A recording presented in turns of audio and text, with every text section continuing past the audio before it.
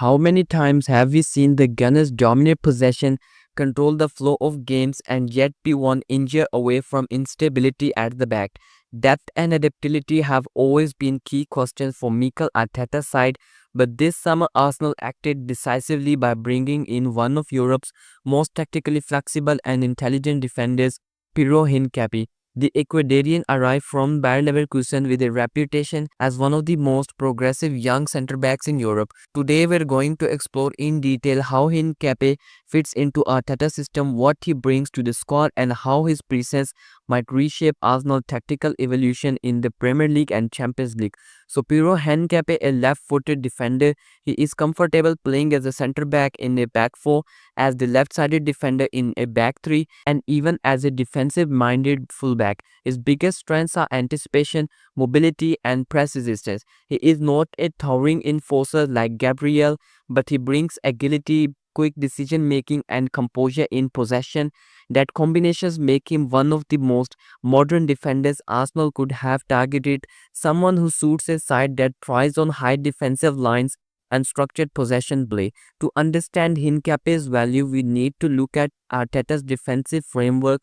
Arsenal rarely stay in flat back four out of possession. Calafiori typically inverts from left back into midfield. Gabriel and Saliba hold the center, and Timber tucks slightly inside from right back to form a line of three. This shape allows Arsenal to dominate territory while protecting against counters. For this to work, defenders must be comfortable defending 1v1 in huge spaces, stepping into midfield with the ball and switching seamlessly between defensive and build-up responsibilities. This is why Arteta has prioritized defenders who are tactically secure and tactically adaptable. Hincapie's most obvious role is as rotation and competition for Gabriel on the left side of central defense. Arsenal lacked natural left-footed depth in that position. By contrast, Hincapie has already played Champions League football and thrived against elite pressing sides in the Bundesliga. On the left side of defense, his diagonal passing into Eze or Gyökeres provides a direct road through the opposition block. His accelerations allow Arsenal to maintain a higher line, knowing he can recover against quick forwards. In short, he ensures that when Gabriel is rotated or unavailable, the entire structure doesn't collapse. But there's more to this signing that cover. Hincapie can also function as a left back in certain game states. At Leverkusen, Xabi Alonso used him as in that role, not as an overlapping fullback, but as a tucked-in defender who forms a back three. This opens up fresh tactical possibilities for Arsenal. Instead of always inverting Calafiori into midfield, Arteta can now field Hincapie as the deeper, stabilizing fullback. This would give Arsenal an alternative look, a settled back three in possession, with White or Timber pushing higher on the right, while Rice and Odegaard orchestrate in midfield. Suddenly, Arsenal become harder to predict because the build-up patterns vary depending on personals. One of the most important qualities Hincapie brings is press resistance. In the Premier League, Arsenal are often pressed aggressively by opponents trying to disrupt their rhythm. Hincapie thrives under pressure. He doesn't panic when pressed, but calmly carries past the first line or splits line with direct passes. Right now, Arsenal rely heavily on Saliba's composure to break presses.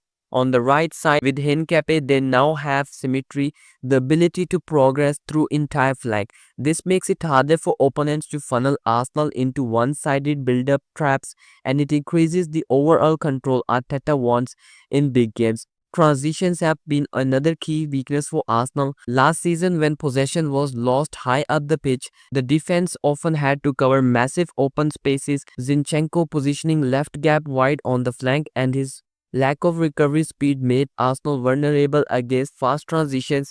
Hincapie is built for this moment. His reading of danger and his recovery pace means he can shut down counters before they fully even form. He isn't reactive, he's proactive, often stepping up to intercept or shepherding runners into less dangerous areas. Against sides like Spurs, Villa or Liverpool, this quality could be decisive. Of course, every player has weakness. For Hincapie, the main concern is his aerial ability. At just over 6 feet tall, he is not as dominant in the air as Gabriel. Against opponents who rely heavily on crossing, this could be a vulnerability, but Arsenal already have strong aerial presences in Saliba, Gabriel and Declan Rice. What the team has lacked at times is agility and defensive coverage in wider spaces. Hincapie addresses that issue directly, which means his area limitations are less likely to become a fatal flaw. In fact, he balances the defensive unit rather than weakening it. So how does Piero Hincapié fit into Arteta's system? The answer is not just that he fits, it's that he enhances, expands, and evolves this system. Arsenal are no longer one-dimensional in their build-up or fragile in their depth. With Hincapie in the squad, Arteta has more control, more variety, and more security, and that could be the difference in a season where fine margins can decide whether Arsenal finally lift the Premier League trophy fall just short again. Now over to you. Do you think Hincapie is the missing piece in Arsenal's defensive puzzle, or is there another area Arteta still need to prioritize? Drop your thoughts in the comments below, and if you enjoyed this tactical deep dive, make sure to like, subscribe, and we'll catch you in the next one.